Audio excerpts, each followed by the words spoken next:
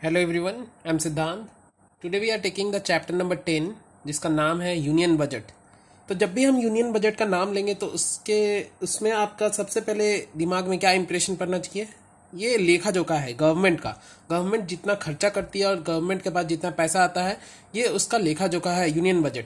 अब ये union budget का सारा कंसेप्ट हम एक ना ट्री से या हायरार्की से पढ़ेंगे और उससे आपको सब कुछ समझ में आएगा। ये रहा ये। जैसे कि यूनियन बजट होता है, union budget is divided into two part. एक तो रिसिप्ट होता है, एक एक्सपेंडिचर होता है। रिसिप्ट का मतलब कहाँ से पैसा आ रहा है सरकार को, और एक्सपेंडिचर कहाँ पैसा खर्च रही है गवर्नमेंट। तो रिसिप्ट भी दो तरह का होता है, एक रेवेन्यू, एक कैपिटल। आपको मैंने प्रीवियस कुछ वीडियोस में बताया था करंट और कैपिटल का डिफरेंस। जो ये रेवेन्यू है इसको करंट भी हम बोल सकते हैं। तो करंट एक्सपेंडिचर और कैपिटल एक्सपेंडिचर या करंट रेवेन्यू और कैपिटल रेवेन्यू में ये डिफरेंस है कि एग्जाम्पल के साथ मैंने समझाया था कि जैसे आप कार खरीदे तो वो एक तरह से आपका कैपिटल एक्सपेंडिचर है। आपने एक एसेट क्रिएशन किया, और जब आप उस कार के लिए पेट्रोल डालेंगे तो वो एक करंट एक्सपेंडिचर है, उसमें आपने एसेट क्रिएट नहीं किया। तो ये डिफरेंस है करंट और कैपिटल में। अगर आप घर का एग्जाम्पल लेना चाहते हैं, अगर आप कोई घर खरीद रहे हैं तो वो एक तरह से कैपिटल एक्सपेंडिचर है आपका, क्योंकि आप एक एसेट क्रिएट कर रहे हैं। मगर उस घर को चलाने के लिए आप डे टू डे जो आप भोजन के लिए या आइटम्स के लिए जो सामान खरीदते हैं, फ्रूट्स खरीदते हैं, उसमें जो आप एक्सपेंडिचर कर रहे हैं वो आपका रेवेन्यू एक्सपेंडिचर है या करंट एक्सपेंडिचर है। तो ये बेसिक डिफरेंस आपको समझ में आना चाहिए। तो रिसिप्ट दो तरह का होता है, एक रेवेन्यू, एक कैपिटल। सरकार के पास जो पैसा आता है वो दो तरीका से आता है, एक तो करंट वाला से, एक कैपिटल वाला से। मतलब कैसे, अब हम इसको एग्जांपल से समझेंगे। अगर जैसे रेवेन्यू, कैसे रेवेन्यू से पैसा आया? ये टैक्स से आया। तो टैक्स हमारा revenue receipt of union budget है। और कैपिटल से सरकार को कैसे पैसा आता है? जैसे सरकार लोन लेती है या सरकार अपना कोई कंपनी बेच देती है, तो उससे जो पैसा आता है वो कैपिटल रिसिप्ट कहलाता है। एक्सपेंडिचर देखा जाए तो रेवेन्यू एक्सपेंडिचर क्या होता है? जो सरकार सैलरी देती है अपने एम्प्लॉयज को, तो वो एक तरह से रेवेन्यू एक्सपेंडिचर हुआ। कैपिटल एक्सपेंडिचर क्या हुआ? जैसे अभी सरकार राफेल एयरक्राफ्ट खरीदी, तो वो एक्सपेंडिचर जो होगा वो हमारा कैपिटल एक्सपेंडिचर होगा। अब हम लोग इसको समझेंगे। तो ये एग्जाम्पल समझने के बाद अब हम लोग ये देखेंगे कि जैसे एग्जाम्पल टैक्स, ये किसमें आ रहा है? रेवेन्यू रिसिप्ट में। तो ये जो टैक्स हम लोग जो देते हैं और सरकार के पास जो टैक्स जाती है, क्या सरकार को वापस हमें लौटाना होता है? ये जवाब आपसे मैं चाहूंगा। क्या सरकार उस टैक्स के पैसा को लौटाती है? नहीं, टैक्स के पैसा को लौटाती नहीं, इसलिए सरकार का इसमें कोई लायबिलिटी नहीं है। तो इसमें हम लोग लिखेंगे ये रेवेन्यू रिसिप्ट के नीचे कि नो लायबिलिटीज क्रिएशन। ये एक तरह से ट्रिक होगा। आपको कोई भी आइटम को पहचानने के लिए वो पूछा जाएगा कि ये किस ब्रैकेट में आती है, ये चारों में से, तो आप इजीली आंसर कर पाएंगे। तो जो टैक्स है वो, उसमें कोई भी लायबिलिटीज क्रिएशन नहीं हो रहा है। उसके बाद ये जो टैक्स हम लोग जो दे रहे हैं सरकार को, इसमें कोई भी एसेट आपको दिख रहा है? कोई भी एसेट? तो कोई भी एसेट का आदान प्रदान नहीं है। तो इसमें भी हम लोग लिखेंगे नो रिडक्शन इन एसेट। सरकार कुछ बेच रही है जो इसको टैक्स का पैसा आ रहा है? नहीं ना। तो ये no reduction in the asset इसमें आएगा। अब हम लोग नेक्स्ट देखेंगे ये जैसे कैपिटल रिसिप्ट। सरकार के पास कैपिटल रिसिप्ट से पैसा कैसे आता है? जब सरकार, एग्जांपल हमने लिया था डिसइन्वेस्टमेंट। तो डिसइन्वेस्टमेंट में क्या हो रहा है? डिसइन्वेस्टमेंट में हमारा एसेट रिड्यूस हो रहा है, तब ना हम लोग एसेट बेच रहे हैं, एसेट रिड्यूस हो रहा है, तब हमारे पास इससे पैसा आ रहा है। तो रिडक्शन इन और डिक्रीज इन एसेट्स। और इसका एक दूसरा एग्जांपल लेते हैं, लोन्स। जैसे सरकार लोन्स लेती है, तो लोन भी एक तरह से एसेट है। ये आपको पता होना चाहिए, आपको पता ही होगा क्योंकि आप सीआईबी दे रहे हैं। ये लोन एक तरह से एसेट ही है। तो जब भी सरकार लोन लेगी तो एक लायबिलिटी क्रिएशन होगा। तो इसका क्या होगा नेक्स्ट? ये वाला इंक्रीज इन लायबिलिटीज। तो जब भी जो केस में अगर दोनों में से कोई भी एक कंडीशन फुलफिल हो जाए तो वो कैपिटल रिसिप्ट कहलाएगा, either increase in the liabilities और डिक्रीज इन द एसेट्स। और जब भी ये दोनों में से कोई भी एक केस अगर फुलफिल हो जाए तो वो रेवेन्यू रिसिप्ट कहलाएगा, जैसे नो लायबिलिटीज क्रिएशन और no reduction in the assets. या आपको समझ में आ रहा होगा। अब जैसे रेवेन्यू एक्सपेंडिचर है सैलरी, तो जो सैलरी है इसका कोई एसेट से लेना देना है? नहीं ना। तो ये नो एसेट क्रिएशंस। एसेट्स का मतलब क्या हुआ, कोई भी टेंजिबल आइटम, मतलब जिसको आप छू सके, जो आपको पता चले कि हाँ इसको अगर बेचेंगे तो कुछ मुझे मिलेगा। सैलरी को कोई बेच सकता है क्या? तो no assets created.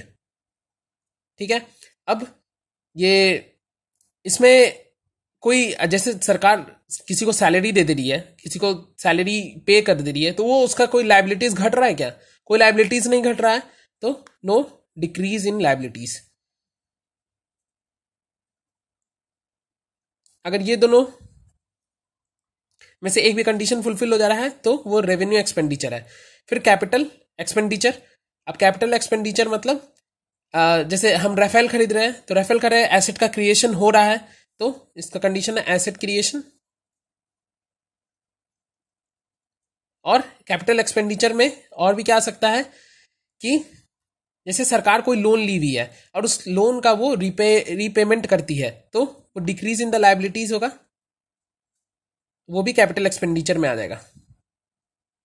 I hope आपको ये समझ में आ गया। ये एक तरह से ट्रिक है, मतलब ये ज़्यादा यूज़ नहीं होगा, ये ज़्यादा इंपॉर्टेंट भी नहीं है, मगर मैं ये आपको इसलिए बता दे रहा हूँ कि अगर कोई आइटम दे के जैसे बोलेगा टैक्स किस में आएगा, चाहे तो आप रट जाए, चाहे आप ये ट्रिक समझ ले, तो आप कोई भी आइटम का आप अपने से बता सकते हैं।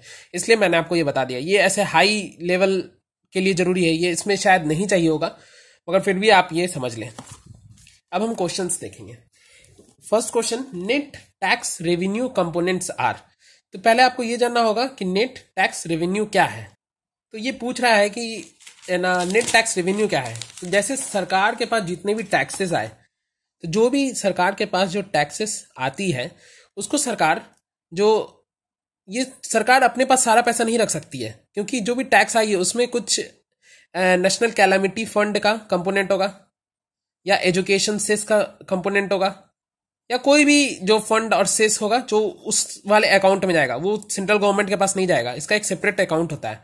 और जो स्टेट्स का जो पार्ट है, जैसे जीएसटी का जो पैसा आता है सेंट्रल गवर्नमेंट के पास, वो स्टेट को डिस्ट्रीब्यूट करती है, तो स्टेट का जो पार्ट है, तो ग्रॉस टैक्स में अगर हम ये दोनों कंपोनेंट सब्सट्रैक्ट कर दे तो हमारा नेट टैक्स रेवेन्यू आ जाएगा। ठीक है, वही क्वेश्चन है। ये पूछ रहा है कौन कौन सा कंपोनेंट है, तो ग्रॉस टैक्स रेवेन्यू है, national calamity contingent duty, other cess और ड्यूटीज ये भी है, और स्टेट शेयर्स भी है, तो इसका ऑप्शन डी हो जाएगा। Next question, capital receipts is equal to.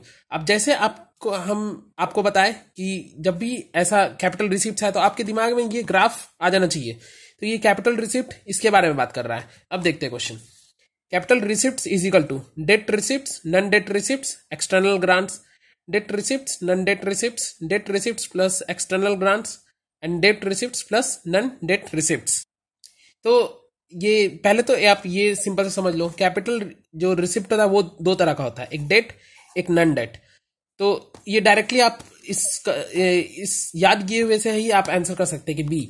मगर अब हम लोग जब कंसेप्ट पे आएंगे, अब जैसे आप दिमाग लगाएंगे कि डेट नॉन डेट, डेट में क्या आ सकता है, डेट में लोन आ सकता है जो कि कैपिटल रिसिप्ट का पार्ट था, और नॉन डेट रिसिप्ट में क्या आ सकता है, जो भी लोन के द्वारा नहीं, जैसे अब कोई भी गवर्नमेंट अपना एसेट बेचती है, कोई कंपनी बेचती है, तो उससे भी जो पैसा आता है ना, वो तो एक तरह से लोन नहीं हुआ, तो ये नॉन डेट रिसिप्ट कहलाता है। कोई भी कंपनी का डिसइन्वेस्टमेंट करना, ये सब नॉन डेट रिसिप्ट में आ जाएगा। अब आप देखिए एक्सटर्नल ग्रांट्स, अब आप कंसेप्ट लगाइए, एक्सटर्नल ग्रांट्स में क्या होता है। एक्सटर्नल ग्रांट्स में मतलब फ्री में कहीं से पैसा आया है, चाहे अमेरिकन सरकार दी हो या कहीं से भी फ्री में पैसा आया है, तो उसमें कोई एसेट क्रिएशन या कुछ हो रहा है क्या। जब भी हम लोग कैपिटल रिसिप्ट्स में देखते हैं तो ये जो ट्रिक मैंने बताया था, इंक्रीज इन द लाइबिलिटीज, आपका चाहे लाइबिलिटीज बढ़ना चाहिए। लाइबिलिटीज कब बढ़ेगा, जब आप लोन लेंगे। तो ये एक्सटर्नल ग्रांट्स लोन है क्या? नहीं, लोन नहीं है। एक्सटर्नल ग्रांट्स आपको फ्री में पैसा मिलता है, इसको आपको लौटाना नहीं है, तो ये तो कंडीशन फुलफिल किया ही नहीं। नेक्स्ट कंडीशन देखेंगे, ये external grants decrease in the assets, क्या आपका बाहर से जो पैसा आ रहा है फ्री में, उससे आपका एसेट्स, कोई आपको कुछ एसेट्स देना पड़ जा रहा है क्या? नहीं ना, तो ये होगा ही नहीं। तो आप ऐसे इसको वो हटा सकते हैं, इसलिए मैंने आपको ये बता दिया ताकि आपको कंसेप्चुअली भी सब कुछ समझ में आए। तो ये एक्सटर्नल ग्रांट्स कहाँ आएगा, देखते हैं। ये एक्सटर्नल ग्रांट्स, अब हम लोग देखते हैं, एक्सटर्नल ग्रांट्स मतलब बाहर से पैसा आ रहा है, तो ये एक तरह से रिसिप्ट ही होगा। अगर रिसिप्ट है तो चाहे रेवेन्यू होगा, कैपिटल होगा। हम लोग देख लिए कैपिटल नहीं है तो रेवेन्यू ही होगा, रेवेन्यू में आएगा एक्सटर्नल ग्रांट्स। तो अब हम लोग इसका ट्रिक से भी चेक कर लेते हैं कि नॉन लायबिलिटीज क्रिएशन, जब हमारे एक्सटर्नल ग्रांट मतलब बाहर से जो पैसा आ रहा है उसमें कुछ लाइबिलिटीज हमारा क्रिएट हो रहा है, नहीं हो रहा है, तो ये फुलफिल कर गया तो ये होगा। आप समझ ही गए होंगे। Next question, total receipts in the central government budget is equal to. Okay, अब फिर जैसे इस टाइप का क्वेश्चन आए आप सीधे ये ग्राफ पे चले जाए। ये बोल रहा है total receipts in the central government budget, तो टोटल रिसिप्ट्स ये है। टोटल रिसिप्ट्स में क्या क्या है, रेवेन्यू, कैपिटल। तो ये बोल रहा है total receipts in the central government budget is equal to, तो देखिए यहाँ पे ये रेवेन्यू रिसिप्ट और कैपिटल रिसिप्ट तो होगा ही, साथ में एक्स्ट्रा ये सब कुछ दिया हुआ है। तो ये जो ऑप्शन है इसका ऑप्शन बी होगा। और ये draw down of the cash balance क्या होता है पहले मैं ये बता देता हूं। जैसे लास्ट ईयर जो आपका बजट बनाया था ना गवर्नमेंट ने, उसमें जो एक्सपेंडिचर करना था उतना गवर्नमेंट ने एक्सपेंडिचर किया नहीं, कुछ पैसा बच गया। तो जब वो पैसा बच गया तो ये आपके रिसिप्ट में ऐड हो जाएगा नेक्स्ट ईयर। जो नेक्स्ट ईयर बजट बनेगा वो आपके इस रिसिप्ट में आके ऐड हो जाएगा। तो इसका ऑप्शन बी होगा। नेक्स्ट क्वेश्चन अब हम देखते हैं। Next question is part of non plan revenue expenditure. ठीक है, अब हम लोग रेवेन्यू एक्सपेंडिचर जानते हैं। रेवेन्यू एक्सपेंडिचर क्या होता है, अब हम लोग जब भी मतलब इस टाइप का क्वेश्चन आए तो आप ग्राफ दिमाग में ले आना। ये रेवेन्यू एक्सपेंडिचर है तो ये है। अब आगे क्वेश्चन देखते हैं। Part of non plan revenue expenditure, तो ये जो रेवेन्यू एक्सपेंडिचर होता है दो तरह का होता है। क्योंकि गवर्नमेंट जो बजट बनाती है वो साल के शुरुआत में ही बनाती है, उसी हिसाब से पूरा साल चलता है। तो जो एक्सपेंडिचर खासकर रेवेन्यू एक्सपेंडिचर होता है वो दो तरह का होता है। एक प्लान्ड, जो सरकार ने सोच रखा है कि हाँ यहाँ यहाँ खर्चा करेंगे। एक नन प्लान्ड। अब जैसे ये कोरोना नन प्लान्ड था, पता ही नहीं था कि ये आएगा और गवर्नमेंट को गरीब कल्याण योजना अनाउंस करना पड़ जाएगा, तो ये एक तरह से नन प्लान्ड एक्सपेंडिचर होगा। तो ये बोल रहा है कि part of non plan revenue expenditure, मतलब इनमें से जो जितना कुछ दिया हुआ है वो उनमें से कौन कौन सा नन प्लान रेवेन्यू एक्सपेंडिचर है। तो इसका ऑप्शंस क्या होगा, इसका ऑप्शन एच होगा। चलिए अब देख लेते हैं क्या क्या है। सब्सिडीज, सब्सिडीज जो देना होता है ये गवर्नमेंट पहले ही डिसाइड नहीं कर सकती है। तो पहले सब्सिडीज डिसाइड नहीं कर सकती, ये डिपेंड करेगा कि कितना प्रोडक्शन हुआ है, कितना डिस्ट्रीब्यूशन हुआ है, ये सब पे डिपेंड करेगा। तो ए हमारा नन प्लान के अंदर आएगा। Option B assistant to the states from national contingency calamity fund. ये जो फंड है इसमें जितना कलेक्शन होगा उसी हिसाब से कुछ परसेंटेज टू द स्टेट्स जाता है। तो ये कितना कलेक्शन होगा साल में ये भी नहीं पता, तो ये भी नन प्लान्ड में आता है। Option C loans to the public sector enterprises, ये पहले ही डिसाइड हो जाता है। तो ये जो सी है ये हमारा प्लान्ड में आएगा, प्लान्ड रेवेन्यू एक्सपेंडिचर में आएगा। नेक्स्ट पोस्टल डेफिसिट, ये आपको याद रखना होगा कि ये नन प्लान्ड में आएगा। Postal deficit, loans to the states, ये हमारा प्लान्ड में आएगा क्योंकि पहले ही बता दिया जाता है कि इतना इतना परसेंट स्टेट्स को दिया जाएगा। Interest payments and the pre payment premium, तो ये हमारा नन प्लान्ड में आएगा क्योंकि अब फ्यूचर में जाके अभी जैसे हमारी गवर्नमेंट के पास रेवेन्यू कलेक्शन नहीं हो रहा है, तो अभी गवर्नमेंट बहुत सारा उधार लेगी आरबीआई से या मार्केट से। तो इसको पता नहीं कि आगे कितना इंटरेस्ट पेमेंट करना पड़ेगा या कितना प्रीमियम देना पड़ेगा फॉर द इंश्योरेंस, तो ये सरकार को पता नहीं है, तो ये नन प्लान्ड में आएगा। लोन्स टू फॉरेन गवर्नमेंट, ये प्लान्ड में आएगा क्योंकि पहले ही मतलब विचार कर लिया जाता है कि किस गवर्नमेंट से, जैसे वर्ल्ड बैंक बता देती है कि आपको हम इतना तक लोन दे सकते हैं, तो ये प्लान्ड में आ जाएगा। Grants given by government of India, तो ये हमारा नन प्लान्ड में आएगा क्योंकि ग्रांट्स तो हम लोग जैसे अभी हम लोग फ्री में ये मालदीव्स एंड मॉरिशस और सेचेलिस ये सब कंट्रीज को हम लोग फ्री में मास्क ये सब भेजे हैं, बांग्लादेश को दिए हैं, तो हमें पता नहीं है, ये पता नहीं है। तो ये जो जब भी नहीं पता होगा तो ये नन प्लान्ड में ही आएगा। आई होप आपको समझ में आया हो। अब हम देखेंगे ये क्वेश्चन बाद में देखेंगे लास्ट में, ये सारा कंसेप्ट है, क्वेश्चंस नहीं है ये। नेक्स्ट क्वेश्चन, ये net RBI credit to the central government is the sum of. So जो net RBI credit to the central government is the sum of, जो आरबीआई से सेंट्रल गवर्नमेंट पैसा लेती है वो क्या क्या ले सकती है। तो ट्रेजरी बिल के थ्रू लेती है, ये तो हमें भी पता है। डेटेड सिक्योरिटीज के थ्रू भी लेती है, ये भी पता है। रूपी कॉइन्स भी वो लेती है। और next, loans and advances to the central government from the Reserve Bank of India adjusted for the centre's cash balance with the RBI. Loans and advances through ways and means advances जो RBI देती है वो भी है। तो ये चारों option इसका होगा। अब ये हम देखते हैं, ठीक है। ये जो एफडी है, एफडी का फुल फॉर्म फिक्स्ड डिपॉजिट नहीं है, एफडी का फुल फॉर्म है फिस्कल डेफिसिट। ये सब इकोनॉमिक के टर्म है, हम बताएंगे आपको कि फिस्कल डेफिसिट क्या होता है। तो सरकार जितना एक्सपेंडिचर करती है और जितना उसको रेवेन्यू आता है और रिसिप्ट आता है, तो उस दोनों का जो डिफरेंस होता है वो हमारा फिस्कल डेफिसिट कहलाता है। और जैसे इस साल का है, इस साल का अगर हम डाटा ले 2019-20 के बजट का, तो सरकार एक्सपेंडिचर 27 लाख करोड़ की है, मगर सरकार के पास रेवेन्यू कितना है? 19 लाख करोड़। इतना ही रेवेन्यू आया है, जो भी टैक्स आया है इतना ही आया है, मगर सरकार इतना खर्चा कर दी। तो बाकी का बचा 8 लाख करोड़ कहाँ गया? ये सरकार उधार ले ली, सरकार उधार लेके हम लोग को एक्सपेंडिचर, हम लोग पे एक्सपेंडिचर कर रही है, ठीक है। ये हुआ फिस्कल डेफिसिट। अब फिस्कल डेफिसिट से ही एक नया कंसेप्ट आता है, प्राइमरी डेफिसिट। प्राइमरी डेफिसिट क्या होता है? ये जब फिस्कल डेफिसिट हम लोग एक्सपेंडिचर और रिसिप्ट और रेवेन्यू को माइनस कर देते हैं तब फिस्कल डेफिसिट आता है, मगर उसके बाद भी सरकार बोलती है कि ये फिस्कल डेफिसिट में से भी आप वो इंटरेस्ट कंपोनेंट हटा दो जो इंटरेस्ट हम लोग लोन, जिस इंटरेस्ट को हम लोग लोन के लिए दे रहे हैं, अगर वो इंटरेस्ट अगर फिस्कल डेफिसिट से हटा दो तो वो प्राइमरी डेफिसिट हो जाएगा। तो ये इंटरेस्ट सरकार इसलिए घटाती है क्योंकि बोल रही है कि सरकार का कहना है कि अगर हम लोन इसलिए ले रहे हैं क्योंकि हम कंट्री का डेवलपमेंट कर सके, तो ये जो इसके लिए जो इंटरेस्ट लग रहा है, जो कंट्री के डेवलपमेंट के लिए इंटरेस्ट लग रहा है, वो इंटरेस्ट आप घटा दीजिए और उसको प्राइमरी डेफिसिट बोलिए। तो ठीक है, ये प्राइमरी डेफिसिट हो गया। तो एफडी और पीडी हमने पढ़ लिया। एक होता है रेवेन्यू डेफिसिट, जैसा नाम है रेवेन्यू डेफिसिट। तो जैसे हम ये फिस्कल डेफिसिट पर रहते हैं तो वो इस दोनों का डिफरेंस था, एक्सपेंडिचर और रिसिप्ट का, टोटल एक्सपेंडिचर टोटल रिसिप्ट का। अब रेवेन्यू डेफिसिट पढ़ेंगे तो रेवेन्यू का ही, जब भी हम रेवेन्यू डेफिसिट पढ़ेंगे तो रिसिप्ट का जो रेवेन्यू पार्ट है और एक्सपेंडिचर का जो रेवेन्यू पार्ट है उस दोनों का डिफरेंस होगा। क्या डिफरेंस है फिस्कल डेफिसिट में? फिस्कल डेफिसिट में इस दोनों का डिफरेंस है, मतलब ये रेवेन्यू कैपिटल दोनों एडेड है, इसमें भी ये दोनों एडेड है और दोनों का डिफरेंस कर दिया गया है। मगर रेवेन्यू डेफिसिट में इस रिसिप्ट का रेवेन्यू लिया जाता है, एक्सपेंडिचर का रेवेन्यू लिया जाता है और इस दोनों का डिफरेंस निकाल के बता दिया जाता है, तो वो रेवेन्यू डेफिसिट हो गया। और वैसे ही एक और नया कंसेप्ट है effective revenue deficit. Effective revenue deficit क्या होता है? अब जैसे हम डिफरेंस निकाल लिए, रेवेन्यू डेफिसिट को हम लोग लिख दिए revenue, receipt revenue minus expenditure revenue, ठीक है। अब इसको घटाने के बाद जो हमारा रेवेन्यू डेफिसिट आया, उससे हम जो सरकार को जो रेवेन्यू में से जो खर्चा कर रहे हैं, उससे जो कैपिटल क्रिएट हो रहा है, वो अगर हम कंपोनेंट घटा दें तो वो हमारा इफेक्टिव रेवेन्यू डेफिसिट होगा।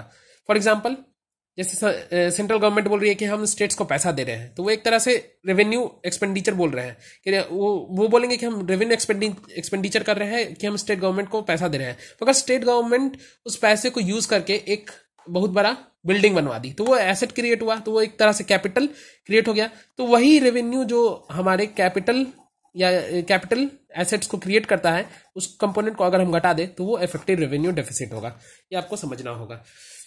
नेक्स्ट कंसेप्ट है कि gross fiscal deficit, net fiscal deficit. अब हम ये समझेंगे। तो जीएफडी को समझने के लिए यहां देखिए आप, ये जैसे जीएफडी है, जीएफडी का फॉर्मूला होता है ये total expenditure plus loan servicing minus revenue receipt plus non debt capital receipt. ये फॉर्मूला होता है हमारे जीएफडी का। इसका ज्यादा डेप्थ में नहीं जाना है, हमें बेसिक पढ़ना है, हमें ज्यादा डेप्थ में नहीं जाना है। ये बस ज्यादा से ज्यादा ये फॉर्मूला पूछ सकता है, कंपोनेंट पूछ सकता है, उससे ज्यादा ये कुछ नहीं पूछेगा। मेन आपको जो समझाया फिस्कल डेफिसिट, रेवेन्यू डेफिसिट, ये सब थोड़ा इंपॉर्टेंट हो जाता है, मगर ये उतना इंपॉर्टेंट नहीं है। नेट फिस्कल डेफिसिट क्या होता है? अगर जीएफडी निकाल के हम उससे नेट लेंडिंग हटा दे तो वो हमारा एनएफडी हो जाएगा, ठीक है। और नेक्स्ट है प्राइमरी डेफिसिट का भी एक ग्रॉस प्राइमरी डेफिसिट होता है, एक नेट प्राइमरी डेफिसिट होता है। तो ये भी हम देख लेते हैं। ग्रॉस प्राइमरी डेफिसिट क्या होता है? अगर ग्रॉस फिस्कल डेफिसिट से इंटरेस्ट पेमेंट घटा दे तो वो ग्रॉस प्राइमरी डेफिसिट कहलाएगा। और नेट प्राइमरी डेफिसिट क्या होता है? नेट फिस्कल डेफिसिट से नेट इंटरेस्ट पेमेंट घटा दे तो हमारा नेट प्राइमरी डेफिसिट कहलाएगा। That's it, thank you. Please share the video. I have given all the concepts related with this topic. Please subscribe. Thank you.